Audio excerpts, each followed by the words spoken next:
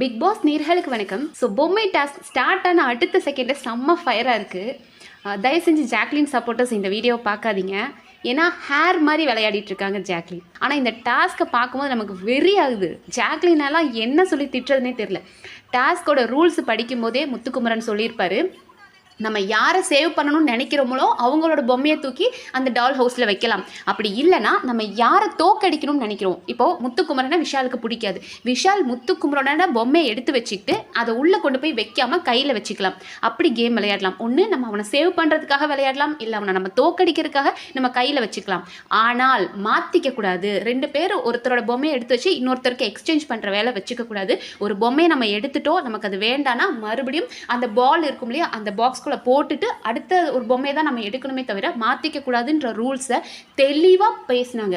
அந்த இருக்கிற அத்தனை பேரும் ஒவ்வொரு டவுட் கேட்டாங்க. எனக்கு ஒருத்தனை பொம்மை இப்போ என் பேரே வந்துச்சுன்னா என்ன பண்ணுறது, உங்கள் பேரே வந்துச்சுன்னா நீங்கள் அதை எடுக்கக்கூடாது, உங்களுக்கு பிடிச்சவங்க பேர் வந்துச்சு நீங்கள் காப்பாற்ற நினச்சா காப்பாற்றலாம், நீங்கள் இல்லை அந்த பேர் வேண்டாம், நான் ஒருத்தனை இப்போ தர்ஷிகாவை நான் காப்பாற்றக்கூடாது அப்படின்னு என் கையில் அந்த பொம்மை வந்துச்சுன்னா அதை தூக்கி போட்டு நம்ம வேறு பொம்மை எடுக்கலாம். இந்த எல்லாம் பேசப்பட்டுச்சு. ஆனால் டாஸ்க் ஸ்டார்ட் ஆனதும் என்ன ஆயிடுச்சு அப்படின்னா, முன்னாடியே குரூப் எல்லாமே இந்த குரூப் எல்லாம் ஃபார்ம் ஆயிடுச்சு. இந்த கோவா கேங் அப்படின்னு ஒரு டேஷ் கேங் இருக்கு இல்லையா, அந்த கேங்லாம் அப்பவே பிளான் பண்ணிட்டாங்க. அதில் ரஞ்சித், ஜெஃப்ரி, சௌந்தர்யா, ஜாக்லின் இவங்க எல்லாரும் இருக்காங்க. ஆனால் நம்மளோட கேம் ஸ்டார்ட் ஆனதுமே முத்துக்குமரன் தான் ஃபர்ஸ்ட் போயிட்டு அவர் எந்த பொம்மை எடுத்தாருன்னு சொல்லி நான் பார்க்கல. அவர் ஒரு பொம்மையை தூக்கி போய் உள்ளே வச்சிட்டார். ஆனால் விஷால் என்ன பண்ணார்னா முத்தோட பொம்மையை வைக்கவே மாட்டேன்ட்டார். கையிலே வச்சிருந்துட்டு என் பொம்மை வந்தால் தான் நான் உன் பொம்மையை தருவேன்ற மாதிரி நின்றுட்டு இருந்தார். அப்போ நம்ம பாசமலர் சாச்சனால புடுங்கினாங்க. குடு முத்துவோட பொம்மையை கூட நான் உள்ளே வைக்கிறேன் அப்படின் போதே அப்படிலாம் புடுங்கக்கூடாது அப்படின்ட்டு இருந்தாரு. ஆனால் கொஞ்ச நேரத்தில் விஷாலோட பொம்மையும் உள்ளே போயிடுச்சு. ஸோ முத்து சொன்னார், டே உன் பொம்மை உள்ளே போயிடுச்சு, எந்தையும் வைடா அப்படின்னாங்க. ஸோ விஷால் அண்ட் முத்தோட பஞ்சாயத்து அங்கே முடிஞ்சிருச்சு. ஆனால் ரஞ்சித் என்ன பண்ணார் அப்படின்னா, எடுத்ததுமே கூமுட்ட மாதிரி கேம் ஆடினது நம்ம ரஞ்சித் தான். ராணவோட பொம்மையை எடுத்து வச்சுக்கிட்டார். எதுக்கு அவர் இந்த கேம் ஆடுறாரு, என்ன சுவாரஸ்யம் பண்ண போறாருன்னு எனக்கு தெரியல. ராணவோட பொம்மையை எடுத்து வச்சுக்கிட்டு அப்படியே கையில் வச்சிருந்தார். ஆனால் அதே மாதிரி நம்ம தர்ஷிகா என்ன பண்ணியிருக்காங்க அப்படின்னா, இந்த கோவா கேங் ஒன்று பண்ணதை அவங்க பார்த்துட்டாங்க. லைக் நம்மளோட தர்ஷிகாவோட பொம்மை கையில் கிடைச்சதை தூக்கி போட்டுட்டு வேற பொம்மையை எடுக்கிறத தர்ஷிகா பார்த்துட்டாங்க. ஸோ தர்ஷிகாக்கு என்ன கோபம் அப்படின்னா, நீங்கள் குரூப்பாக உங்கள் குரூப்போட பேர் வந்தால் மட்டும் தான் எடுக்கணும், நீங்கள் விளையாடுறீங்களா, சரி அப்போ நான் சௌந்தர்யா பொம்மையை நான் எடுத்து வச்சுக்கிறேன், என் பேர் உள்ளே போனுச்சுன்னா என் பொம்மை உள்ளே போச்சுன்னா தான் உங்கள் குரூப்பில் இருக்க ஒரு உள்ளே போகும், அப்படின்னா நானே வச்சுக்கிறேன்னு சொல்லி தர்ஷிகா சௌந்தர்யோட பொம்மையை கட்டி பிடிச்சி வச்சுக்கிட்டாங்க. பேர் கூட காட்ட மாட்டாங்க. ஸோ இது கொஞ்ச நேரத்தில் ஜாக்லின் ஒவ்வொருத்தரும் உள்ளே போய் பார்க்குறாங்க, டால் ஹவுஸில் போய் பார்க்குறாங்க, நம்ம பேர்லாம் வந்துருச்சான் போது சௌந்தர்யா பேர் வரல. அப்போ இன்னும் யாருக்கு சௌந்தர்யா வச்சிருக்காங்க அப்படின்னு தேடி பார்க்கும்போது தர்ஷிகா தான் வச்சிருக்கான்றது தெரிஞ்சு போச்சு ஜாக்லினுக்கு. ஸோ ஜாக்லினுக்கு மதம் பிடிச்சிருச்சு. நீ என் ஃப்ரெண்டு சௌந்தர்யாக்கு வெளியே எவ்வளோ சப்போர்ட் இருக்கு, அவள் எப்படிப்பட்ட ஒரு பிஆர் டீம் வச்சிருக்கா, அப்போ அவளுக்கு நான் போய் சேவை செஞ்சாதானே நாளைக்கு அந்த டீம் எனக்கும் சப்போர்ட் பண்ணும் அப்படின்னு சொல்லி சௌந்தர்யோட பொம்மையை நீ எப்படி எடுத்து வைக்கலாம், இரு நான் உன்னை என்ன பண்ணுறேன் அப்படின்னு சொல்லி தர்ஷிகாவோட பொம்மையை நம்ம கையில் வச்சுருந்தாங்க ஜாக்லின், அதை கொண்டு போய் ரஞ்சித் கிட்ட கொடுத்துட்டாங்க. அண்ணா இதை நீங்கள் வச்சுக்கோங்க அப்படின்னு சொல்லி ரஞ்சித் கையில் இருந்த ராணவ் அதை தூக்கிட்டு போய் ஜாக்லின் உள்ளே வச்சுட்டாங்க. ஏன்னா உள்ள தர்ஷிகாவோட பொம்மை மட்டும்தான் ஜாக்லின் எடுக்க வேண்டியது. எடுத்துகிட்டு போய் உள்ளே வைக்காமல் அவங்க என்ன பண்ணிட்டாங்கன்னா மாற்றிக்கிட்டாங்க. ஜாக்லின் கிட்ட இருந்த தர்ஷிகாவை தூக்கி ரஞ்சித் கிட்ட கொடுத்துட்டு ரஞ்சித் கிட்ட இருந்த ராணவ பொம்மையை தூக்கிட்டு போய் ஜாக்லின் உள்ள வச்சு ராணவை காப்பாத்திட்டாங்க. இப்போ நம்ம ரஞ்சித் கையில தர்ஷிகாவோடது இருக்கு, தர்ஷிகா கையில சௌந்தர்யாவோடது இருக்கு.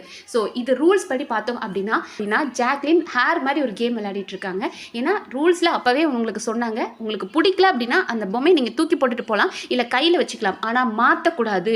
நீங்க ஒரு பொம்மை வேண்டாம்னு நினைச்சா கூட அந்த பால் இருக்குல்ல, அந்த பேஸ்கெட் அதுக்குள்ள நீங்க போட்டுட்டு நீங்க வேற பொம்மையை தான் எடுக்கணுமே தவிர ஒருத்தருக்கு ஒருத்தர் கை கொடுத்து மாற்றிக்க கூடாது. ஸோ இதை நீங்கள் மாற்றினதையும் எல்லாரும் பார்த்துட்டாங்க.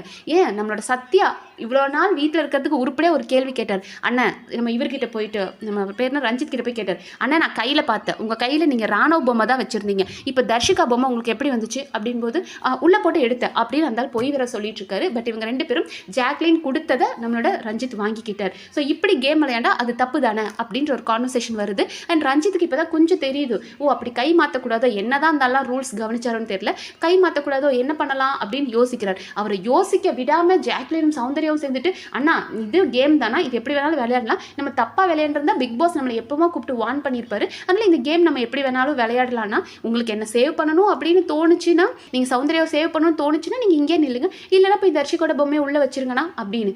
ஏமா அவ்வளோ ரூல்ஸு எல்லாத்தையும் பேசுகிற இல்லையா, நேற்று சாச்சனாவை கேட்ட, உன்னை மேலே இருக்கிறத படிச்சியா அப்படின்ற மாதிரி எல்லா விஷயங்களும் நீங்கள் கேட்குறீங்க, எல்லா கேமும் கவனிக்கிறீங்க, ஒவ்வொருத்தரோட கேம் கேமையும் பயங்கரமாக அனலைஸ் பண்ணுற ஜாக்லினுக்கு இது தெரியாதா பொம்மையை மாற்றக்கூடாது அப்படின்னு? எதுக்கு நீ இப்படி நடிக்கிற? உனக்கு என்ன சௌந்தர்யாக்கு நல்லா சப்போர்ட் இருக்குன்னு தெரியும். ஸோ அவளுக்கு நம்ம சொம்பு தூக்கணும் அப்படின்னா அவளோட சப்போர்ட்டர்ஸ் நமக்கு ஓட் பண்ணுவாங்கன்னு தானே ஹேர் மாதிரி ஒரு கேம் விளையாடிட்டு இருக்காங்க. இப்போ நீங்கள் கேமை குரூப்பாக விளையாடலாம், தப்பே இல்லை. ஒருத்தர் பேசி நம்ம ஒருத்தர் வேண்டான்றவங்கள எடுத்து வச்சுக்கலாம், இல்லை வேணுன்றவங்க பொம்மை தூக்கி உள்ளே வச்சுக்கலாம், அதெல்லாம் வேற. எதுக்கு நீங்கள் தேவையில்லாமல் மாற்றுறீங்க? ரஞ்சித்தோட பொம்மையை நீங்கள் மாற்றுறீங்க. ஸோ குரூப்பிசம் அட் த பீக்கில் இருக்குது. ஸோ பார்க்க செம்ம எரிச்சலாக இருக்குது. முதல் ரவுண்ட்லேயே இவங்க இந்த மாதிரி அடிச்சுக்கிறாங்க. இன்னும் போக போக என்ன நடக்க போகுதுன்னு தெரியல. தர்ஷிகா செம்ம வெறியாயிட்டாங்க. நீங்கள் அவ்வளோ குரூப்பிசம் பண்ணால் எனக்கு உங்களை விட பண்ண தெரியும்டா யாருங்களா அப்படின்ற மாதிரி அவங்களும் முட்டியவே முடியாது.